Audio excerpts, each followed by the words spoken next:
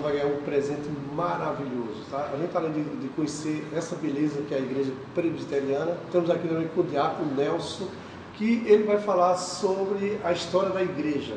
Isso com certeza vai enriquecer mais a nossa vinda aqui no estado do Rio de Janeiro. Senhor Nelson, pode ficar à vontade. Eu agradeço essa oportunidade que vocês estão concedendo, não só a mim, mas à Igreja Presbiteriana do Rio de Janeiro. Bem, essa é a primeira igreja presbiteriana organizada no Brasil. Essa é a primeira? Essa é a primeira. Foi o missionário reverendo Ashbel Green Simonton. Ele veio para o Brasil, indo pela Igreja Presbiteriana dos Estados Unidos, da América do Norte, em missão para organizar uma igreja presbiteriana aqui. Em 1859 ele desembarca. Em 12 de agosto de 1859, ele desembarca aqui no Rio de Janeiro para conhecer a cidade, enfim, dar início ao processo de evangelização. Ele, a princípio, começou a pregar em inglês, dentro dos próprios navios, com ingleses ou americanos, né? E depois ele manteve alguns contatos que ele já tinha aqui no Rio de Janeiro e começou a se reunir em alguns pontos da cidade, em algumas casas, né, daqui do centro da cidade, até que em 12 de janeiro de 1862 ele organiza a Igreja Presbiteriana do Rio de Janeiro, que é a primeira do Brasil, que é esta aqui. Não foi neste local aqui exatamente. Esse imóvel onde nós estamos foi comprado em 1870. Construído um templo, que a gente tem aqui a imagem dele, não em formato de igreja, porque na época as leis do Império não permitiam que religiões que não fosse a católica construíssem templos com formato de igreja. Então nós construímos uma casa de oração com características arquitetônicas de uma casa, né? Então, essa estante aqui, ela traz a primeira história da igreja presbiteriana no Brasil. Exatamente. Aqui a gente tem uma publicação dos sermões do reverendo Simonton, que após a morte dele, o cunhado fez uma publicação com os sermões dele. Tá, então vamos lá para a segunda parte da história, né? Da história da igreja presbiteriana. Certo. Enfim, Simonton organiza a igreja. Em 1867 ele morre de febre amarela em São Paulo e outros pastores vão suceder no comando da igreja. O pastor atual agora, o atual pastor é o reverendo Guilhermino Cunha. Reverendo Guilhermino Cunha, esse cidadão que estava com a gente? Ou... Não, esse é o pastor auxiliar. Esse é o pastor auxiliar. O reverendo Guilhermino Cunha está aqui há mais de 30 anos. Pastor efetivo eleito pela igreja. Tá, então vou continuar nessa história.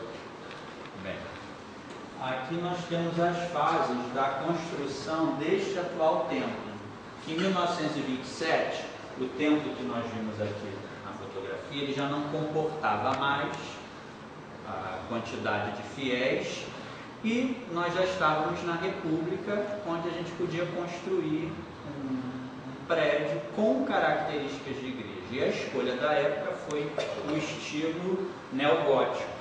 Então nós temos a fotografia do arquiteto que projetou a planta. Essa aqui é a planta que na época foi a planta original da... É a planta original deste templo atual que nós estamos hoje, que foi projetado por esse arquiteto Ascano Viana. Tem algumas fotografias e cenas da época da construção. Fotografias raras, né? São raríssimas.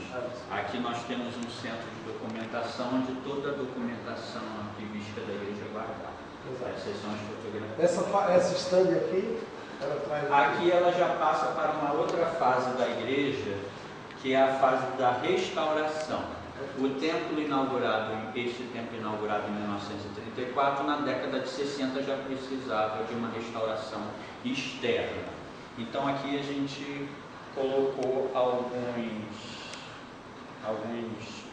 carnês, botões, identificações das campanhas financeiras que os seus membros contribuíram para fazer a restauração da igreja, né?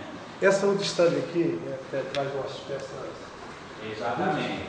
O que aconteceu? E na década do ano 2000 foi feita a restauração externa de acordo com o projeto original de Ascânio Vieira. Então nós tivemos que construir e moldar as peças originais para que fossem colocadas nos seus devidos lugares, né? Homero Silva foi o que fez as primeiras peças na época, na época do primeiro templo. Exatamente. Na restauração do ano 2000 já foi uma outra pessoa que fez a restauração. Esse aqui, a gente chama vaso, eu não sei se esse é o nome correto. Sim, aqui a gente está fazendo aqui idas e vindas ao passado, passado e presente.